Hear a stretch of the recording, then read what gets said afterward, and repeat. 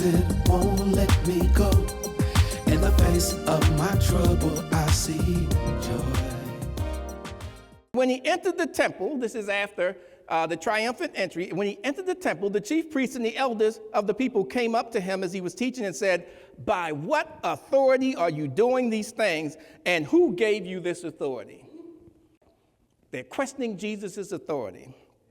What does Jesus have to say on the subject? Well, let's go to John, chapter 5, 25 through 27.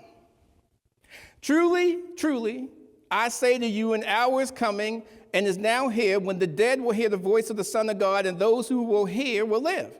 For as the Father has life in himself, so he has granted the Son also to have life in himself.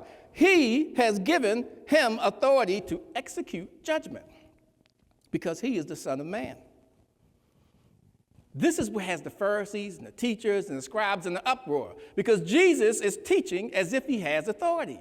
And Jesus actually comes out and tells them, I got authority. The Father gave it to me. What's your problem? So if we were to look through 19 and 20, chapters 19 and 20, which we won't look through them because then I'd be dragging you back for some more verses, right? 19 through 20, Jesus has much to say on a lot of things going on in society. He says things about divorce because they had ideas that you could just like wake up one morning and go like, that's it, your cooking is no good, I divorce you, you're gone. And Jesus said, nope, that's not how God intended it. That's not the way it goes. Moses may have given you that because you were hard-hearted, but that's not how it goes. He had something to say about children. People were like, get those children out of here. And he said, no, suffer the children come unto me. Don't be pushing them away. Are you crazy? The kingdom of God is made up of kids just like this, people who have a faith like a child. Then he has something to say on wealth. He has something to say on merit in the kingdom. He has something to say on greatness in the kingdom when James and John's mother comes up and goes like, hey, sit them right next to you in the kingdom, will you? And he goes like, no, that's not how it goes. And he gives a judgment on that. And finally, they try to get rid of people who are like trying to get healed. And he says, no, bring the outcast to me also. So he makes all these social judgments. And you can, if you listen closely, you can hear the teeth of the Pharisees and the teachers of the law, they're grinding.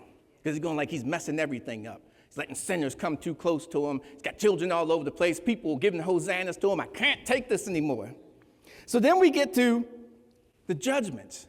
He says all this. He makes societal judgments, and then he makes judgments on Israel itself. In Matthew 21, 12 through 13, he comes in, knocks all the tables over and everything. He says, this is a house of prayer, and you turned it into a den of robbers. What do you think you're doing? And now, the only way they could have been in the temple in the first place was that someone let them in. Well, who let them in? It was the Pharisees and the teachers of the law. They let them in so they could actually do business there. And they got the cut probably, right? So he's going like, what are you doing to the temple? So the judgment is worship is messed up. The joy of the Lord is my strength. The joy